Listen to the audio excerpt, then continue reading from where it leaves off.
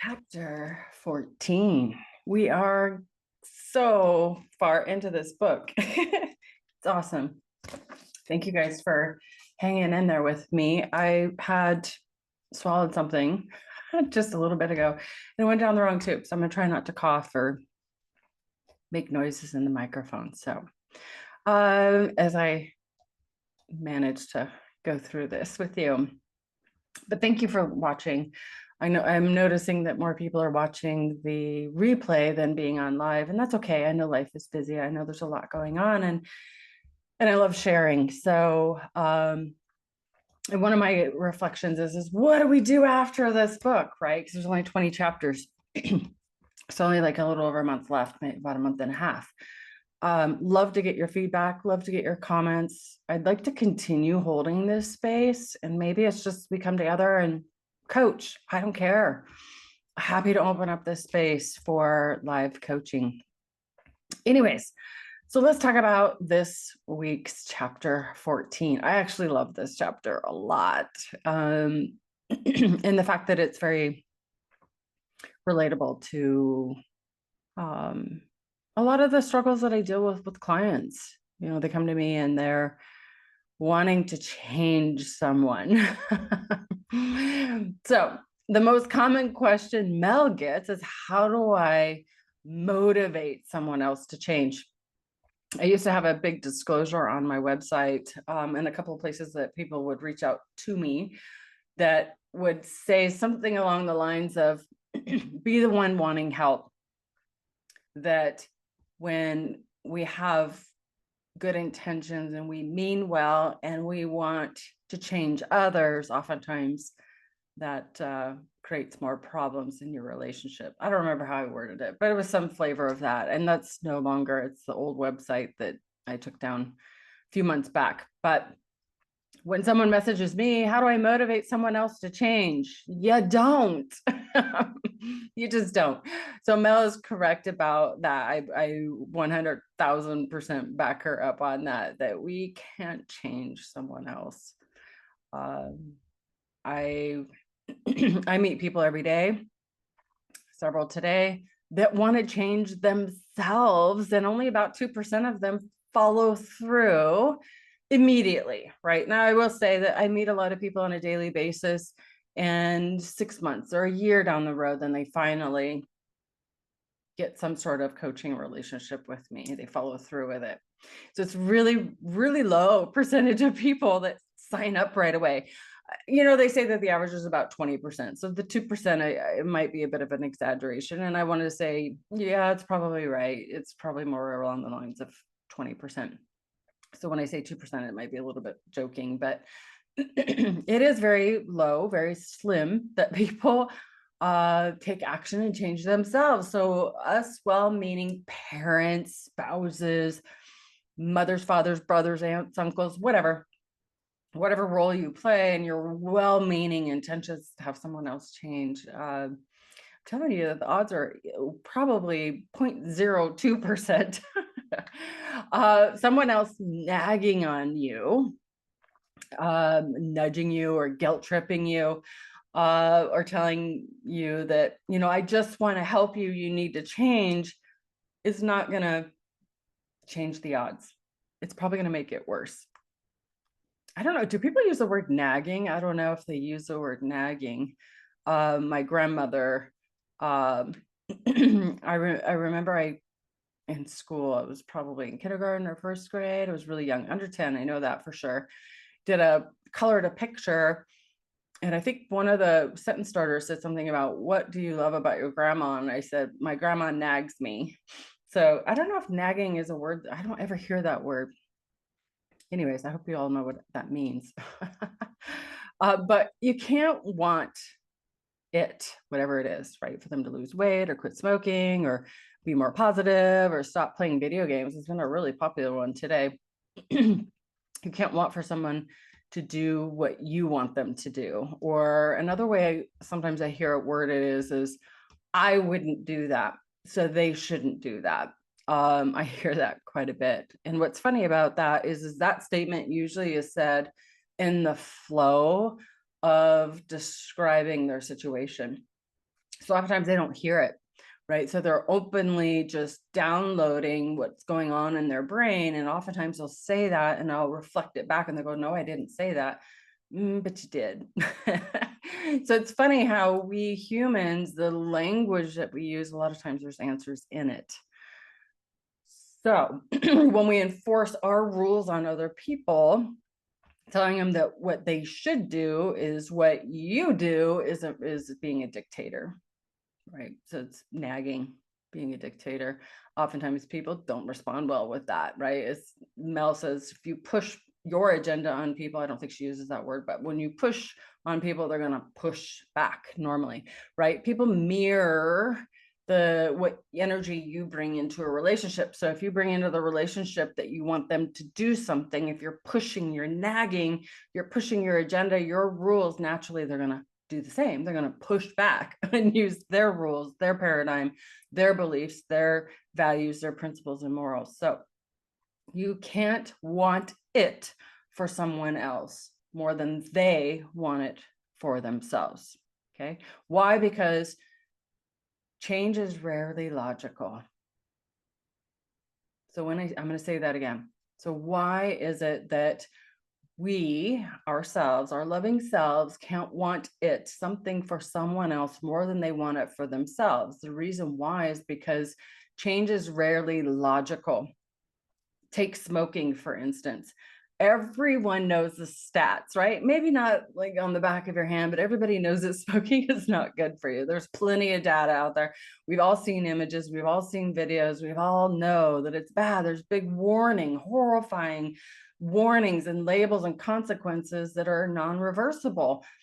Doctors will warn you, like it's just very well known not to smoke. But the fact is the smoker's mind, right? Who can't change the smoker's mind, right? The facts, the logical data, videos, images, it will not change a smoker's mind. Notice the language that I'm using, smoker's mind, right? So it's about people are motivated by emotion, not logic. Emotion beats logic hands down every time. So it's what it is that you want will overpower any logic, right? And I think she talks about it in this chapter that we human beings like to believe that it won't happen to us. Okay. And that it really applies to the smoking rule, right? A lot of people will say, oh, that won't happen to me. Or same with overweight, people that are obese or whatever. Oh, it won't happen to me. I won't have a heart attack. I won't have all these. I won't get diabetes. I'm different. I will beat the odds. Okay. So what motivates people is what they truly deeply want and what's important to them. Oftentimes rock bottom is a point of change for a lot of people. And I know that that's used a lot in like addiction type situations. But it is true, right? Pain is our teacher as human beings. Pain can be physical pain, emotional pain, mental pain. But most people won't change their lives until pain motivates them more than whatever feels good in that moment, right? That instant gratification. Or a lot of people that I've worked with, I actually talked to somebody last week that potentially will be a client, has a really hard time deciphering intrusive thoughts, right? They even use those words, not me. I don't want to label people. I really remove all the labels, but it's just they're recognizing and noticing that they have intrusive thoughts to do risky behaviors and they just do them.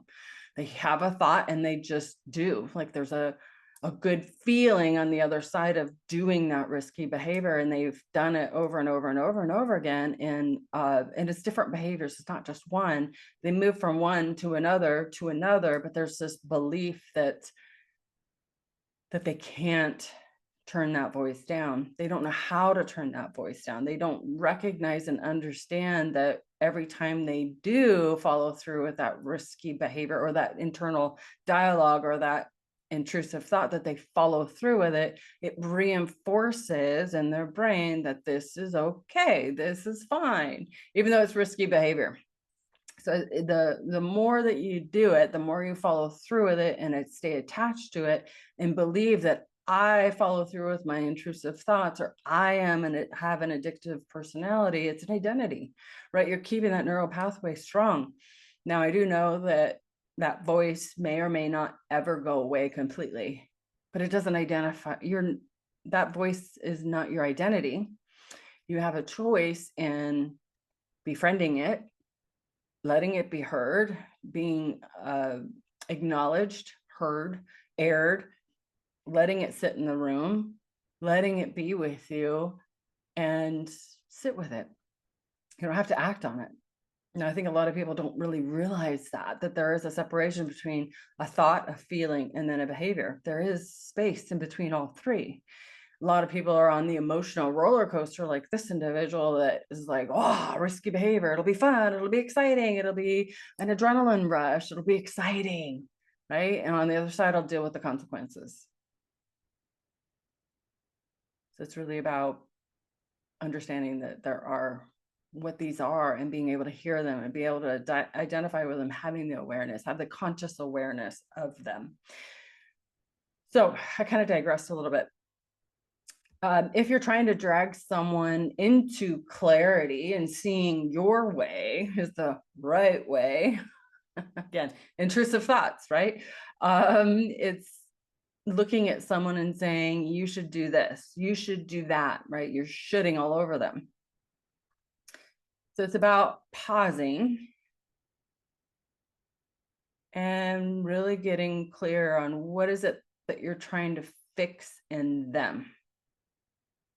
Right? Because if you see in them something that needs to be fixed, it's likely in you. And that might be hard for you to see initially. And it's going to, it might show up completely differently. But oftentimes what I notice is when I see someone not following through with something, maybe they have so many unfinished projects, is an example. If I see someone with a bunch of unfinished projects and they're not finalizing anything, it appears, right? That's an exaggeration.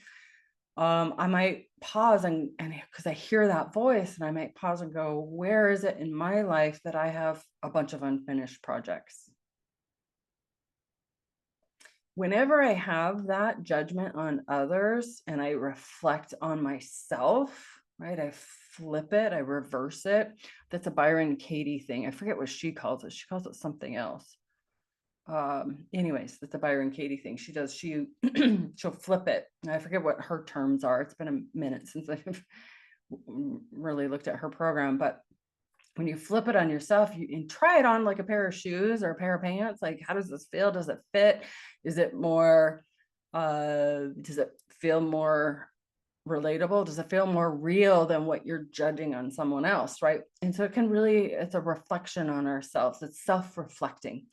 And most of the time it's true, right? So I'll find, oh man, I do have a bunch of unfinished projects. And it could be as simple as needing to go and clean up my inbox or answer some questions over on LinkedIn, or maybe it's doing dishes, or maybe it's unpacking a box or whatever. Maybe I have a bunch of unfinished projects that I'm avoiding. So it's funny how when we have our own judgments on others, oftentimes it's something that needs to be resolved on ourselves. So if we're judging someone else for whatever they're doing or not doing, really look at yourself. And another thing to question is are you offering support, or are you wanting to control how you feel? Okay. So how is it with what they are doing or not doing affect you? So let's use the example again of unfinished projects. So what does that mean for me? If I have someone that works for me, for instance, and they have 10 unfinished projects and it's bothering me in the moment, again, I want to look at myself. Where am I modeling this behavior in my life? And can I address those things and model something different, right? Model, inspire, and do as I preach, right? So it's very, very, very important, right? So we can't dump on other people when we are not in integrity in doing those very things. And then also, if this person isn't doing those 10 things, how does that reflect on me? What is my ego getting insecure about? What am I making it mean about myself? Maybe it makes me look bad, or because they're not following through, it makes me feel, I'm trying to think of another word, like it's my fault, right? So there's usually something ego wrapped in there. It's just being curious. Maybe, maybe not. Like with grace, with a bit of understanding, with a willingness, peek around, poke around, and see if there's something there. And then the last question these are all coaching questions. Where can I let go, perhaps make acceptance in what they are doing or not doing, and give them agency? Agency would be meaning giving them power over their own life, right? Giving them the right to choose in their own life. And she says a lot in this chapter. This is in regards to adults. And I think that she prefaced that or included that in paragraphs and pages because she's not wanting to point towards your children, right, of adolescent ages or under 20. Let's just say teenagers or otherwise. She's not really wanting to address that in this chapter. She's really wanting to address the adults in your life. So it could be your adult children, but I do know that when I give my children are grown up and adults living on their own. And when I give them agency, I give them power and control over their own life, they're willing to let me in and share what's going on in their life. Like they're an open book. They just tell me what's going on in their world.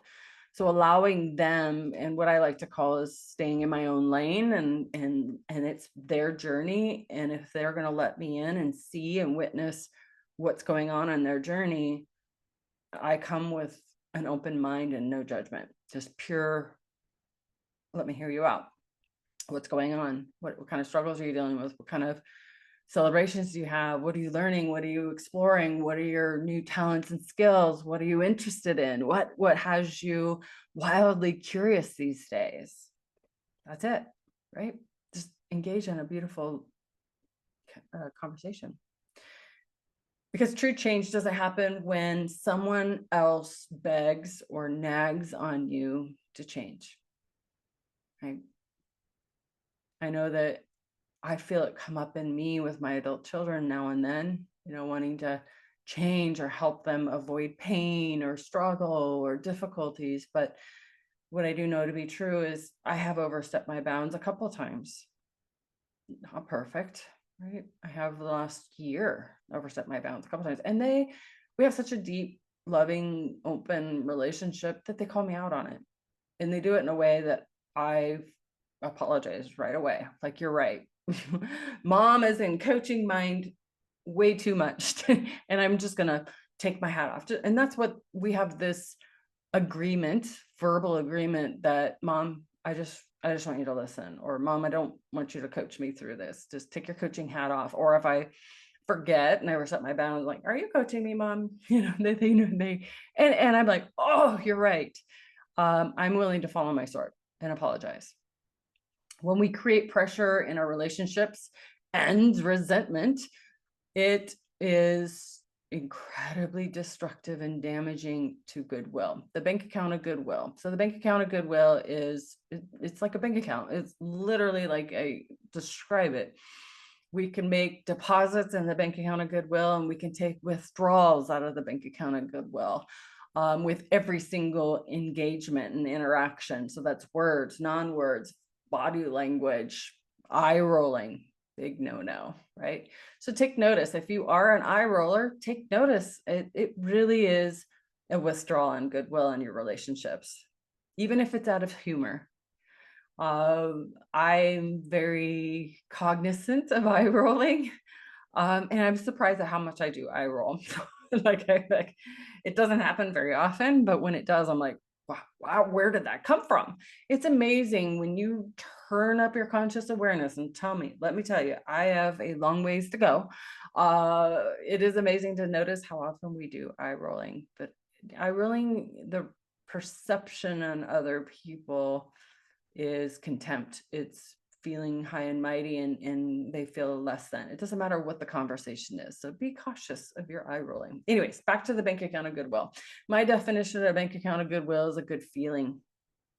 It's a good feeling that you have when you think kindly of them, whether they're in person or not, whether you receive a text message or a phone call and you see their name come up on your screen. It's a warm feeling when it's healthy, when the bank account is in the green, when the bank account is full and abundant. There's this warmness, this invitingness, this excitement. You look forward to seeing them. You look forward to spending time with them. You make space for them. You block out time and space, near and far. You have deep empathy and compassion for this person. You see nothing but their strengths. You see their values. You see their talents. You see their skills. You have a place in your heart that's for them. And you believe that they're in your life to teach you something. You believe that they're in your life to provide some sort of value. That is a healthy bank account of goodwill. That's when it's abundant. That's when it's strong. That's when it's bringing in the money, right? So maybe it's a really good investment, right? It's a relationship that's very rich. It's very deep. It's very trusting. It's very solid. It's got an incredible amount of money in it that if you mess up, sure, it will take a withdrawal, but there's plenty in there to be able to offset whatever you did. So you can apologize and make up for it and start rebuilding into that bank account. When we want someone to change, especially someone that we deeply love and someone that we deeply care about, even if it's coming from the depth of the kindness of our heart, has good intentions, and we mean well, and it comes from this sense of, I just want them to be happy because I'll be happy, or I hate seeing them struggle. I don't want them to go through what I went through. I know they're capable of more. I don't want them to be in pain. I want them to avoid struggling or pain, right? But really what it is brutally honest. The brutal honest truth is a lot of time it's all about you, right? That's ego again. We can call it helping. We'll wrap it in this label. It's like, I'm helping them, but I'm protecting them. I don't want them to feel discomfort or pain. I don't want them to cry. I don't want them to feel less than or not good enough. And we guard and bubble wrap them, right? So what it is we're wanting to prevent them from pain. We're protecting and guarding our own ego because we don't want to stay up all night worrying about them. And in some frame or fashion, we feel fear. We're coming from a place of fear. We're coming from a place of worry. We're coming from a place of helplessness. And that's not healthy for the bank account of goodwill. It takes a withdrawal. I know that we're wrapping it in. I'm helping them. I'm protecting them. But the problem is we are winging them. We're preventing them from growth. We're preventing them from understanding the pain learning curve, right? Again, at the beginning, it was a lot of humans learn through pain, right? So we're preventing them. We're bubble wrapping them. We're creating codependent people. And I know that a lot of times when we come from a helping mindset, we're not wanting them to spiral. We're not wanting them to struggle. We're not wanting them to suffer. We're not wanting them to have the agony and pain. And I see this a lot of times in people wanting to prevent people from going through a divorce or a massive bad breakup or whatever. Sometimes we'll get in the way of things and protect and guard them. But unfortunately, it really oftentimes is so damaging and so destructive to a relationship, because sometimes when you get in the way and you're like, oh, I'm telling you that he or she is a narcissist or a terrible person, blah, blah, blah, blah, blah. We get in the way. And then what ends up happening is at some point they disconnect from you. Stop talking to you, stop communicating with you because you're just so negative. And you're trying to take their agency away, taking the control, taking over the wheel of their life. And unfortunately, there's these withdrawals going in the bank account of goodwill that you're not even aware of. Sometimes we push people to grow up faster than their journey is. We push them to grow, to evolve, to mature faster than what's in store for them. And we want them to make better choices than what we made. But what ends up happening as a result of that is they become bitter and angry and resentful towards you. Because they're no longer making choices for themselves. They're no longer trusting their instinct and their gut to make choices in their own life. They're needing someone to make choices for them. I see this a lot in individuals that reach out to me for coaching, that their parents did their homework for them. And they don't know how to make their own choices. They don't know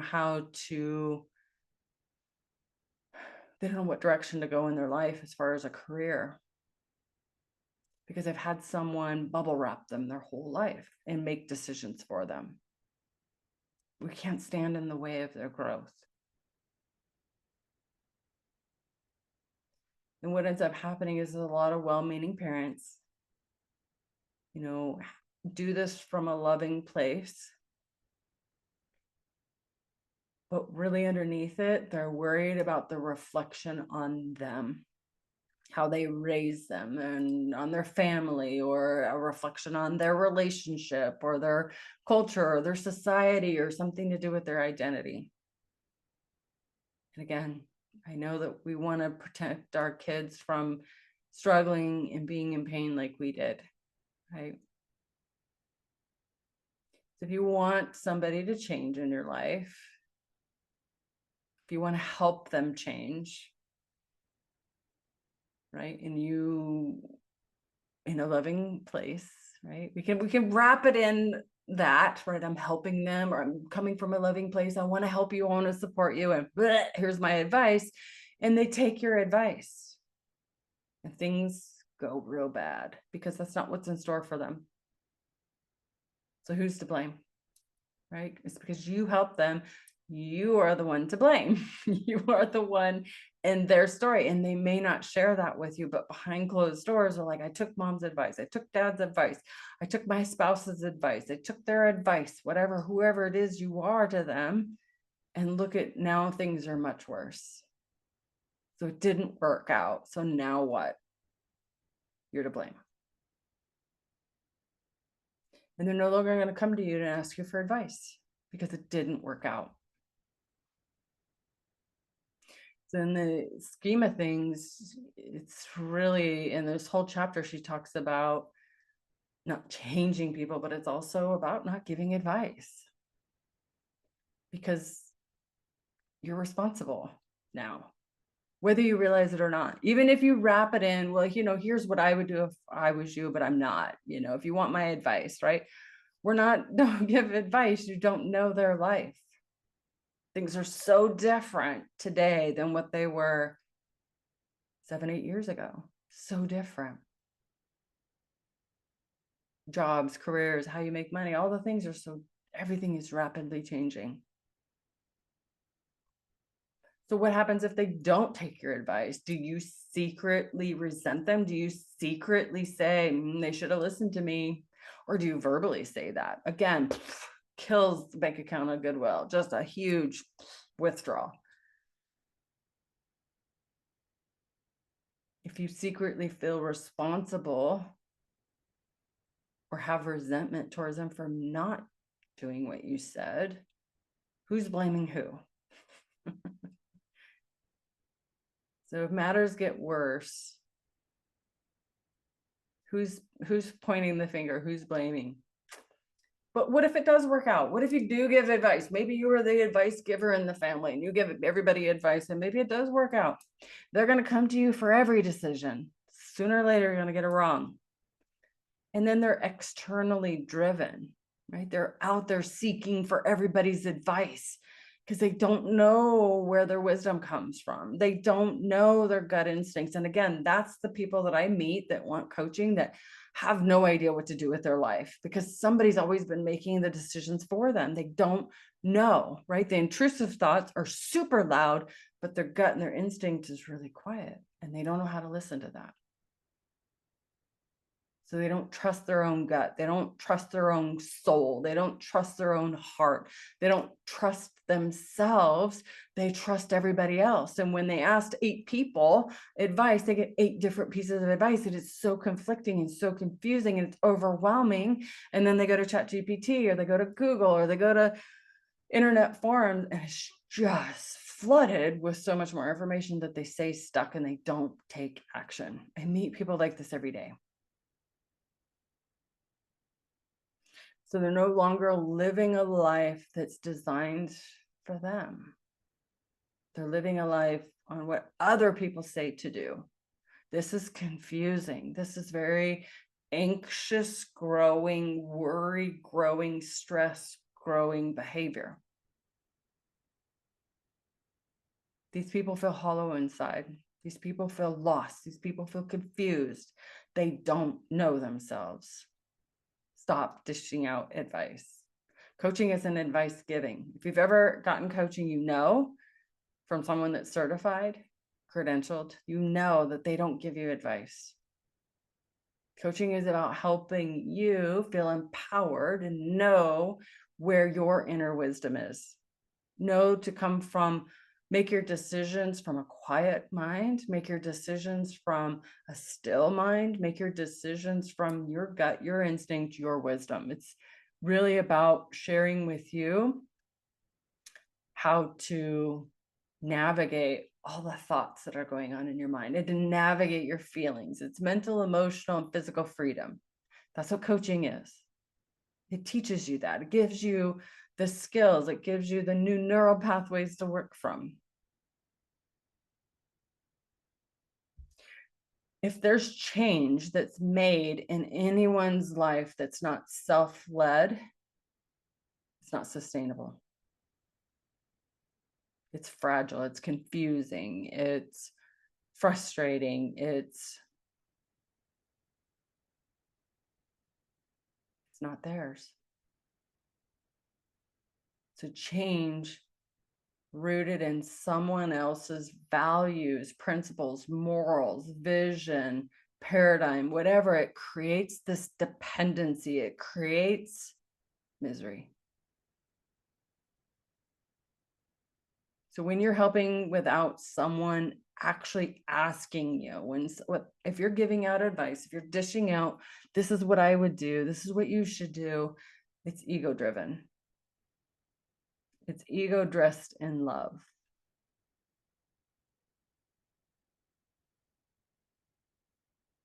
You're not meant to be someone else's foundation.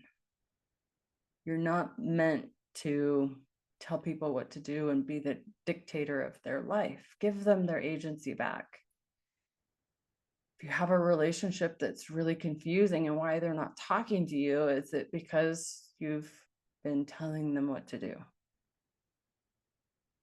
When you approach someone from a loving, supportive place, and you have an open, curious mind, and you just listen. You listen to their tone, you listen to their energy, you listen and ask questions on really what they mean and what they're saying and get clarity, and just allow them to verbally process what they're going through. That's all you gotta do. Oftentimes, that's all you gotta do. Or even ask them, would you like my advice? Would you like to know what I would do? My kids say, no, Mom.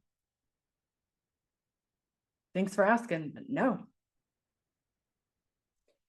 When we come from an inspiring modeling type energy, when we inspire people, when we model behaviors, when we lead, if you will, we're teaching those that are watching us how to find their own solutions, how to find their own answers. We're not saving people. We're not overperforming in our relationships. When we overperform in relationships, when we give people answers, when we do things for them, when we do their homework for them, and it's a metaphor, we wing them, we cripple them,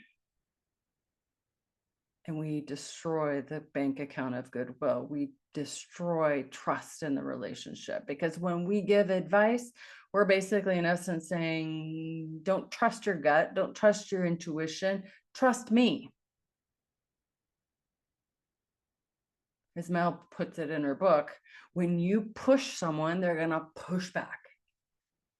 Or they're going to take your advice, fall flat on their face, or take your advice. It might work out, and then they're dependent on you. They're dependent on getting information from the external world. And that is not a way to live. I talk to so many people that are they've been given everything, and they don't know how to make their own decisions, and they just feel so confused, so lost. And I know that this may not be super clear. I mean, it's again, coming from a good intention to coming from a good place. And oftentimes people don't realize this, spouses, parents, all different roles, right? We don't know that we're doing it. It's sometimes not obvious. You know, I can think of many times in my life where people pushed me to do something. Go this direction.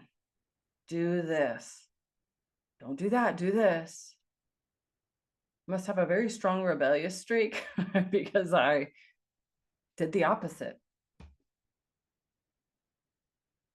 And sometimes that can cause more harm than good.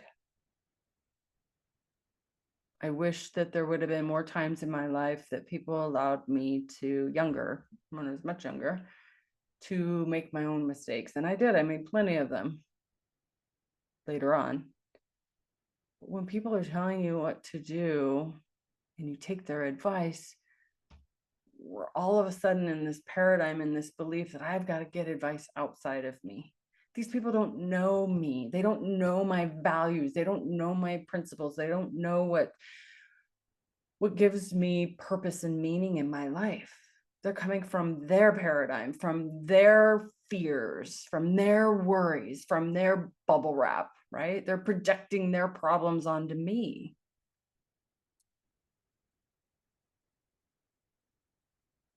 And I see quite often people in the addiction space where there are well-meaning people in their life pushing them and pushing them and pushing them to change, to be different or whatever. And unfortunately, that pushes them deeper into a darker hole of hiding it more. Because again, no trust, right? I can't trust you. I can't share this with you. So I'm going to do it more. I'm going to do it more. I'm going to be more secretive. I'm going to be more elusive about it. People want agency in their life. I know you do. I know I do. I want to be able to make my own choices. It's having a sense of control in our own life. I cannot tell you how many people reach out to me is like, I feel like I'm out of control. I feel like I have no control.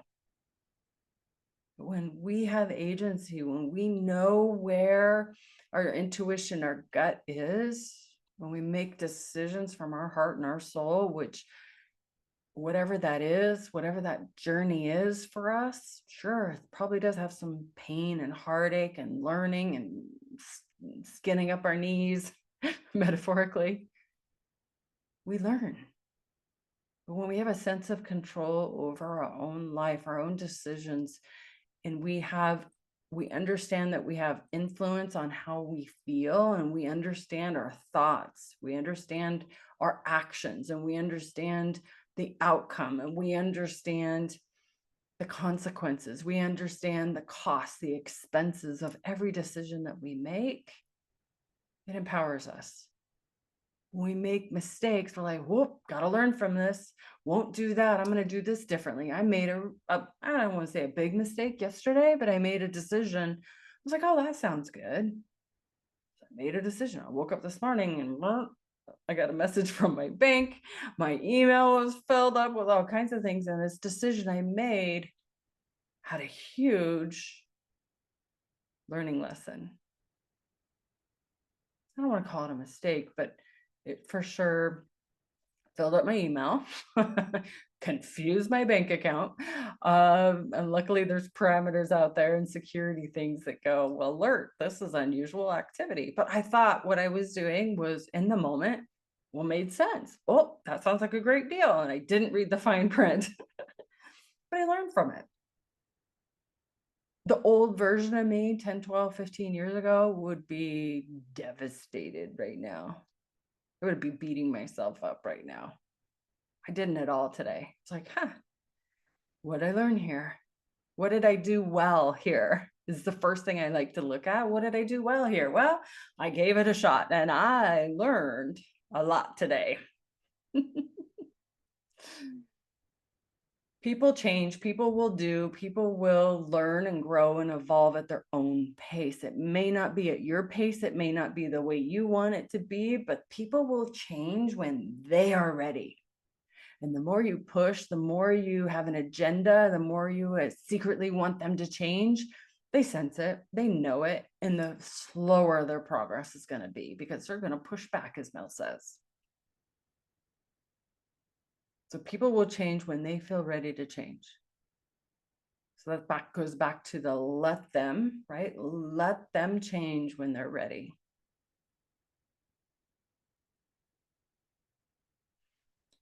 So being ready for any human being, especially, I mean, that's why I love this chapter so much, because so many people reach out to me and they want to change, right? This is like this spark of the moment, and they get brave and reach out to me and maybe get a call or book a call. I actually had 2 today that stood me up. I had one person hang up on me today too. And I'm like, wow, it was just 3 hours ago. You were really excited. At least it seemed like that. But it's interesting how, I can make that mean a lot of things, but I won't, because I don't know what's going on their side. I don't know what meaning they're making. I'm thinking that they're just afraid, scared, and that's okay. When the time's right, we'll connect, or you'll find somebody else, hopefully. But when you understand your mind, thoughts, and your own consciousness, it's such a freeing place to be. And I'm not saying that I'm a master at knowing those parts. What I am doing is every day I'm growing to understand them at a deeper level. I believe that there's an infinite number of levels to monk. No aspirations to being a monk, but what I do know is every day I'm learning and understanding how my mind, my thoughts, and my consciousness play a role. So my mind is ego, right? The protector in my head, I call bossy pants. How my mind is constantly protecting me and guarding me and making me small, constantly wanting to keep me safe. Great job, hard job to do, especially when I push back on bossy pants. But what I do know is 10, 12, 15 years ago, I used to listen to her. I used to react to her and be like, okay, your wish is my command, right? But now I detach from her. I love her, I appreciate her. She's got some amazing strengths, amazing skills that I admire and I need in the heat of the moment. But in a general sense, she's just bossy. She just wants to be heard. She just wants to be acknowledged. I'm like, yeah, have a seat. I hear you. Just tell me all the things that you have on your mind. My thoughts are constantly running. It's a ticker tape, just constantly running. Constant thoughts. None of them are real. None of them are factual. They're just stories and images that run in my mind. Thank you. It lets me know that I'm alive. What I love to do is I love to command my thoughts to work for me rather than against me, which has opened up my life to living in a way that I love my life. And there are thoughts, again, coming from the mind that don't serve me. And then there's thoughts that do serve me. There's thoughts that empower me. And then there's thoughts that disempower me. what I do and what I do love is how really programming and commanding my thoughts to work for me, because I know what thoughts I believe, the ones that I get attached to, give me a feeling, a good feeling or a bad feeling. And I choose the thoughts that have me feeling predominantly neutral or better than neutral. I choose what I think, I choose what I believe, which in turn gives me an overall pretty good feeling. Consciousness is being aware, being consciously aware of thoughts and consciously aware of what's happening in my life and choosing what I think and believe about what's happening in my life, right? So I live from my life inside out. Not 100%. Now, I do believe that we are programmed, we are conditioned to believe it's outside in, right? So we get a great example that I love to use in coaching is if you get an anonymous letter in the mail. What are your thoughts? What are the stories? What are the beliefs? What is going on in your mind when you get an anonymous letter that's handwritten, right? That's sketchy. Here I am labeling it already, right? To me, I'm like, what is this about? What could be in here? So it's just stories, right? It's what that is an envelope with writing on it, and it's totally neutral. It has no meaning. It's not good or bad. It's what I think it to be, what I believe it to be. That's what creates a feeling in my body, good or bad or neutral. So every day I'm working on improving my understanding of these pieces. So we think maybe another scenario is kind of going back to wanting to change someone. If we think, well, what I'm saying is not working, they're not reacting or they're not doing what I say they're supposed to be doing or should be doing. Look at this language. It's like, so much pressure, so much agenda. But if we're thinking this isn't working, they're not changing, right? What is the feeling I would have if I think and believe that and say that? Probably I would feel out of control. I would feel helpless. I would feel angry. I would feel mad. I would feel frustrated. And my actions probably would be slamming a door. I mean, obviously, I don't know what the scenario is. I'm kind of making this up. But if I'm frustrated and mad and angry and disappointed, I'm probably going to, my actions, or I might shut down too. I might stop talking to them. I might stop responding to their texts, not answering their calls. Obviously, it depends on the situation and the relationship. But do you see how this is just damaging the bank account of goodwill? Just boom, boom, boom. Every thought, every feeling, every action. They feel my energy, even if I'm not doing anything. If I'm just reading a book in the room and not engaging with them, they feel that energy. Your energy walks into the room before you do. So what you think, what you feel, and how you act, it's all sensed by those people around you. So if you think, I'm going to be open and curious with this person I love and care about, I want to know what's going on in their life. I love them unconditionally. That's your thought and you believe it. You would feel open, free, light, joy. You would feel compassion. You'd feel empathy. Your action might be calling them and texting them, hey, let's catch up. Let's go out for tea. Let's whatever. Depends on the relationship. It depends on where they live, obviously. And you would be open. You'd be curious. Be like, Kat, let me know what's going on in your world. What's it like? What's new? What's exciting? What are you interested in? What's going on? Have any challenges? And if you have no agenda on it, they might share with you. Likely they will if your energy is coming from a loving place, not from fear or judgment or criticism. They might share with you. So what I think is, reading my notes here, if you come from a place of hope and possibility for people, and you trust them, you're vulnerable with them, you come from a loving, unconditional, loving place, likely they will reciprocate that back. Likely they will give into your relationship, whatever that is, 110%, if you are. The energy you put out, the energy you lead with, that's why I call myself a love and leadership coach. It's because I do work with a lot of highly successful individuals. So leadership is a fun space for me to play in and help them and support them. But I also do believe that we can lead in love. We can lead in anywhere in our life. And now I know that there's some people that come to me and like talk about the feminine and masculine, and I don't talk like that. Certainly you can bring that into the space and I will entertain it, but I don't bring that forward because that's more labels and that boxes people in and it complicates things. And I like to keep things real simple. Well, in any kind of relationship, I don't care who you're in a relationship with, and relationship means what you think about something. So you can have a relationship with your computer, your phone, a human being, a dog, cat. You can have a relationship with your life.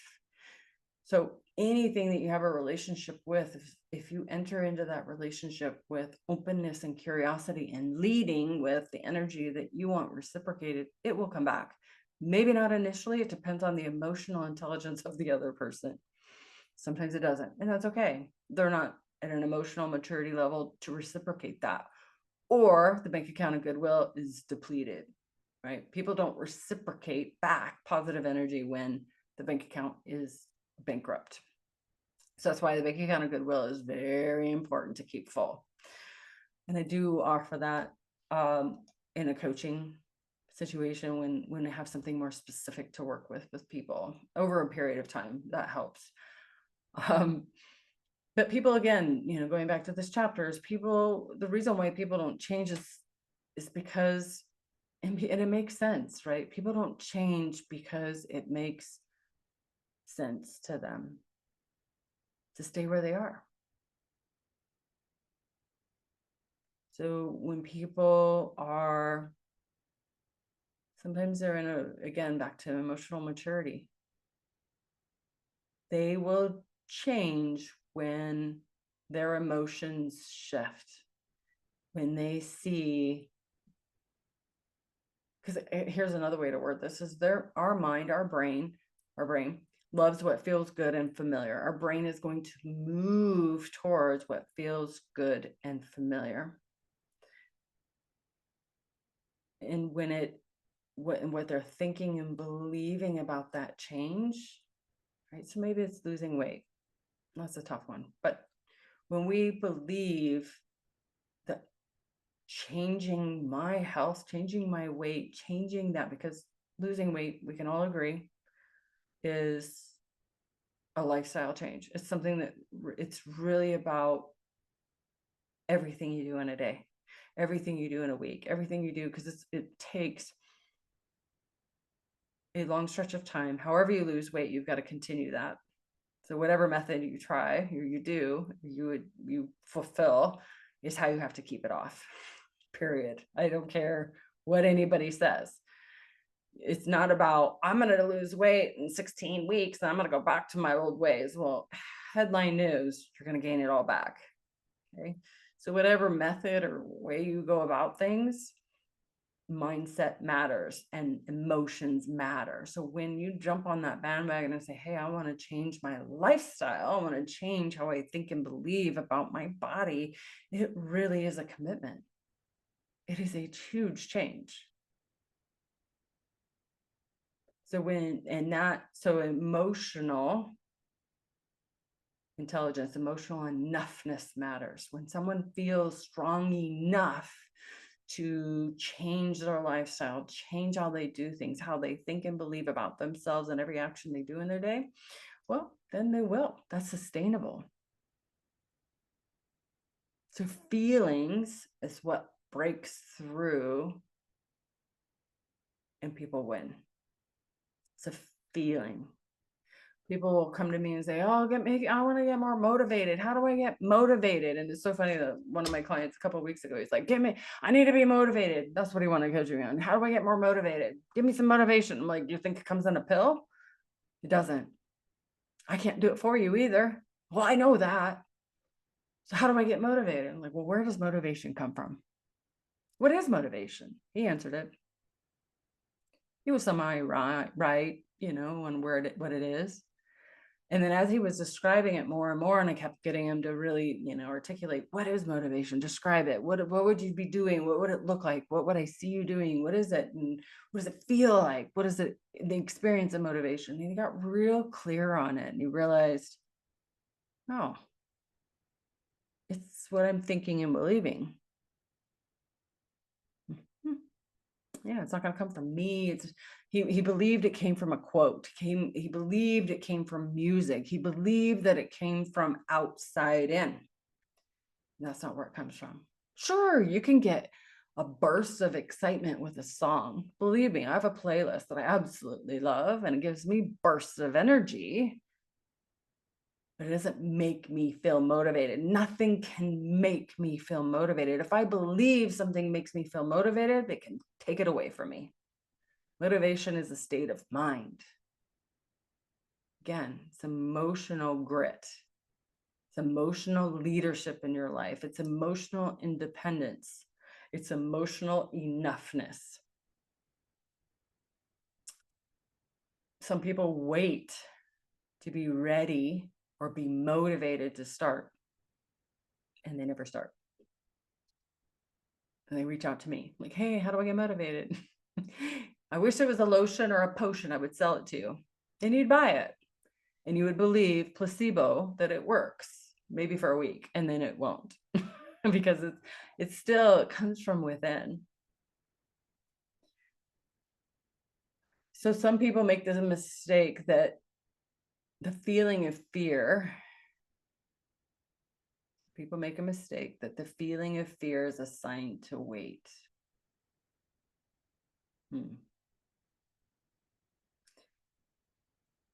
Instead of seeing a sign of fear as the time to lean in and take action. See, fear is keeping you small. Fear is keeping you in bubble wrap. Fear is keeping you in a comfort zone. Fear is keeping you small. Fear is keeping you isolated. Being ready isn't going to fall out of outer space on top of you. It's a decision. It's an emotion, an internal thought that you believe. It's a feeling that ignites your heart on fire. It sets you into action. There was something I was doing today that I was like, I can sit and I can hear the intrusive thoughts, and it says, this sucks. I don't want to do this. Again, Bossy Pants, thank you for that message. You could be right, Bossy Pants. And I just did it. And I did it again. And I did it again. And I did it again. I'm like, wow, that was really easy. Thanks, Bossy Pants. Thank you for what you had to say today. I chose to do something different. And thank you for that. So taking action, it's doing, even when that voice says, no, it'll be terrible, it'll be awful, it'll be painful, don't do it. And Mel puts in this chapter, she says, people aren't taking action because they are lazy. People aren't taking action because they are lazy. It's because of a misunderstanding. It's because of a misalignment in their life, right? Again, if you've had somebody making all the decisions for you your whole life, you don't know what your purpose and your meaning is, what you like, what interests you, what lights your heart on fire. When everybody's making decisions for you, you don't know how to think and feel for yourself. You're allowing people from the outside world to dictate the direction of your life. You're living your life through your parents, your grandparents, your family, whatever they're telling you to be a doctor or whatever they're telling you to do. Right? It's a misunderstanding. of where your wisdom is, where your insights are, where your gut, your instincts, whatever you want to call it. Oftentimes, again, people are on an emotional roller coaster. I feel like eating cake, so you go and eat cake. I feel like eating lasagna. I go and eat lasagna. I feel like going on this very expensive trip that I can't afford, and you just go. Whatever it is, right? I feel like quitting my job because I don't like my boss. I feel like driving really fast because I don't really care about anybody. I don't know. Whatever it is, these decisions that you're making are from emotions, right? A thought and emotion that doesn't serve you. Reacting to every single thought, reacting to every single emotion, reacting to every single feeling, and believing that every thought is true, it's real, and I know it looks real. It's seductive. These are voices. These are programmed and conditioned. They're not wisdom. That's why coaching is so vital, because it helps you understand your language. Your language is a window inside of what thoughts are going on, and that ticker tape that you may or may not be aware of. I'm always shocked when my coach calls me out on what I say. Like, I said that? Yes, you did. And they record my call so that way I can play it back and get proof of it. Not that I ever have looked, but I don't question what my coach says. I'm like, okay, all right, turn up the awareness more. So you can, in your own life, inspire and model and influence people through your actions, through your values. Again, if you're wanting to point fingers and blame people for not completing their projects, you might want to look inside before you say something. Are you modeling that behavior? Are you shaming and blaming them because you're projecting outwards? Are you being a person? Are you being someone that finishes what they start? When I first joined the gym, back, I don't know, this is 15 years ago or whatever it was, 13 years ago, 14 years ago, right around there. When I joined a gym, I got a family membership, $220 a month. I got it for the whole family. I was like, we're all going to go to the gym. I didn't say that. I thought that. I had an agenda. It took 1 year before my family started going to the gym with me. 1 year. So it's, again, another example of, if we push for it, people push back. But I gave up. I was like, you know what? I'm going to go. But I'm going to keep the family membership because one day they might come. And they did. Slowly, each family member trickled in the door at their own pace, at their own cadence. Some of them went every day with me. Some of them went a couple times a week. Some people went once a week. Everybody had their own choice, their own agency, right? You do you. The bus is leaving. If you want to come with me, come with me. If you want to go with Tim, go with Tim, right? So it's just to each their own, whatever you want to do. You're more than welcome to come. But when we state, I wish you would lose weight, or I wish you'd work out with me, guess what? That's insulting. It's rude. It's offensive. It's attacking. It has agenda on it. It's belittling. If you haven't looked it up, look at the 4 Horsemen study of Dr. Gottman. His research, profound over many, many years of research, when in a marriage, right? Actually, I believe this in all relationships, when there's one of the 4 horsemen is criticism, which I call that judgment too, criticism and judgment. Contempt, defensiveness, and stonewalling are the 4 horsemen, what was studied, right? If those are behaviors that are in your relationship, I believe any relationship, now his is just on married people, I think it was over 30 years, 20, 30 years, it was for sure, ultimately your marriage was going to end in divorce, which to me, I think that when those are in any relationship, it destroys the bank account of goodwill. And you may not know that you're critical. You may not know that you're judging. You may not know that you're holding people in contempt. You may not know that you're being defensive, and you may not know that you're stonewalling. That's conscious awareness. That's consciousness. That's listening to your thoughts, noticing your feelings. It's those 3 pillars. You may not be aware you're doing it.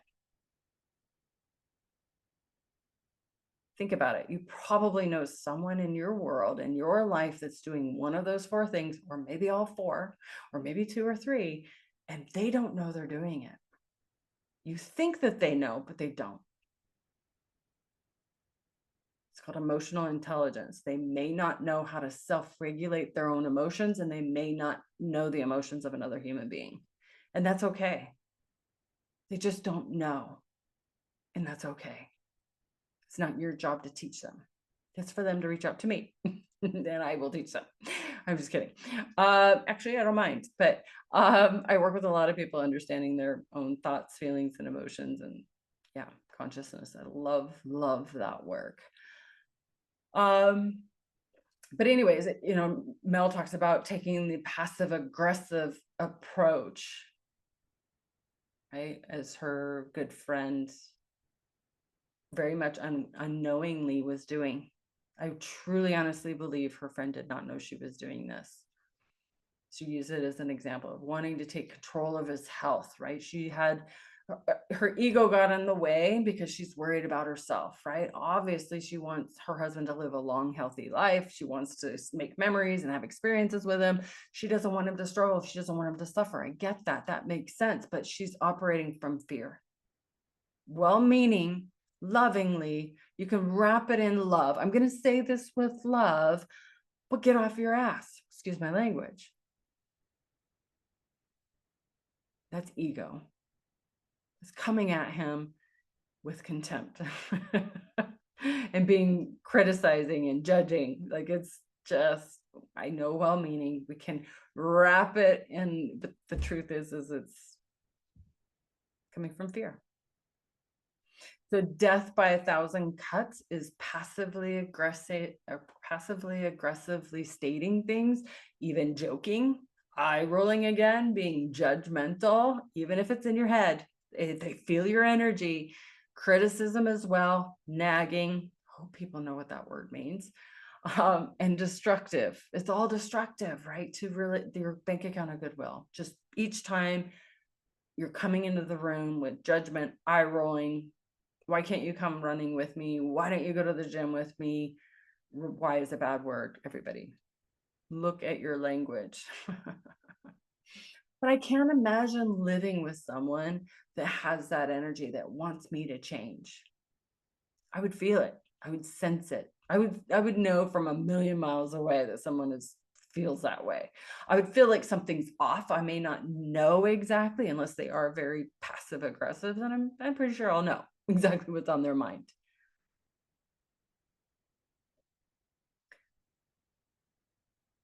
So change, again, isn't easy, but it won't be easy if you believe it's not easy. That's why I love what I do. Change is easy if you believe it is easy. And I make it very simple, so it does feel easy.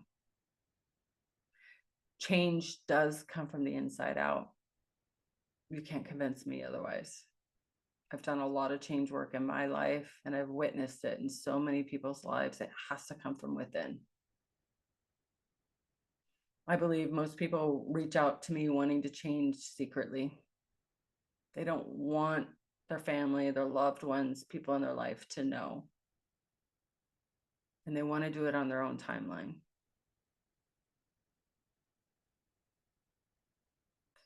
So I'm curious if anyone watching this has tried to get someone else to change and it failed. Or maybe it was you. That somebody else lovingly, right, wrapping it around with love, lovingly wanted you to change, and how it backfired. And maybe you can think of a situation where that did happen and you can laugh about it now, right? Because eventually you change on your own timeline, or they eventually change on their own timeline. All right. I didn't get to all my notes. I kind of went off on tangents, so I apologize. But I hope you enjoyed this. I love your comments. Please put comments. Let me know what lands for you, what doesn't. I'm fine with that too. Share what thoughts came up for you, what you're going to do differently, if there's anything you're going to do differently, and what your takeaway is from chapter 14. All right, guys. Love you. See you next week. Bye.